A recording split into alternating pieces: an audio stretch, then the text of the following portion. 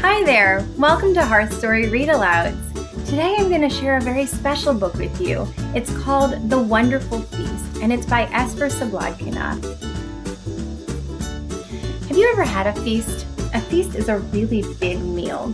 I know I like to have them with my family sometimes, but in this story, we're going to hear about the feast that the animals have. Are you ready? The Wonderful Feast by Espyhr Slobodkina. Early in the morning, Farmer Jones got up. He stretched himself and said, "It is indeed a beautiful morning.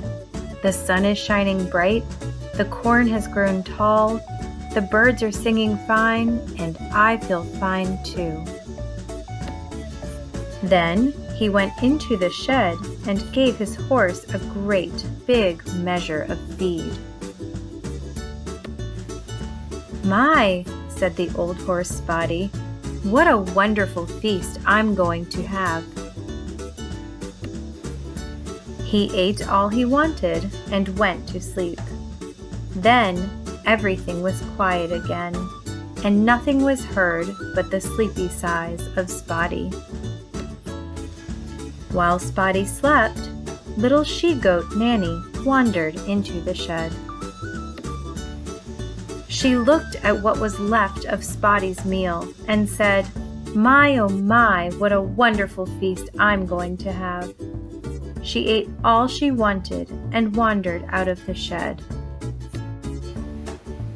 Just then, the red hen, Strawberry, walked in, looking for her breakfast. "Children, children," she called, "look what a wonderful feast we are going to have." In a moment, the floor was covered with little yellow chicks, and there was a great noise and commotion while they had their meal.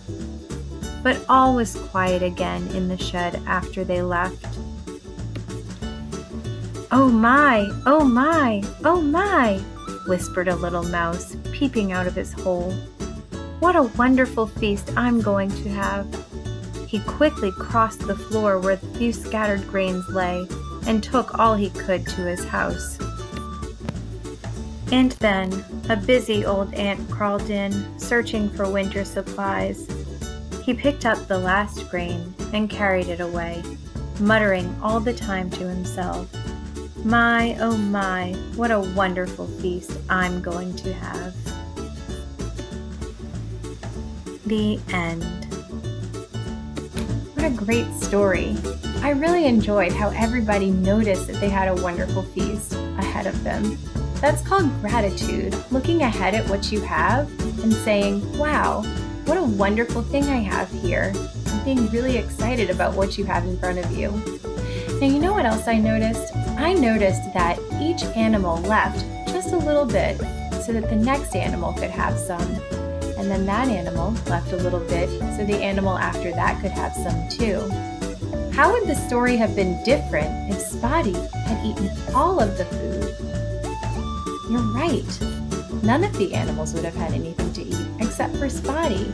So by Spotty leaving some food, other animals had a chance to eat too. You know, I was thinking about the chickens too. They didn't get quite as much food as Spotty. They only got some. But they didn't take it all. They still left some for others. So even if we don't start out with quite as much as somebody else, we can still share and give, because when everybody shares, everybody wins. And the last thing I wonder what would have happened if Spotty had just called all of the animals over in the beginning, and maybe they could have sat together and just shared a wonderful feast. Think about that. Think about ways that you can share with others right away so that you can all enjoy each other's time and company, as well as everything you share with each other. Just think about the power of sharing and the power of gratitude. Gratitude means being thankful, and I'm so thankful that you came to read A Wonderful Feast with me. Have a great day.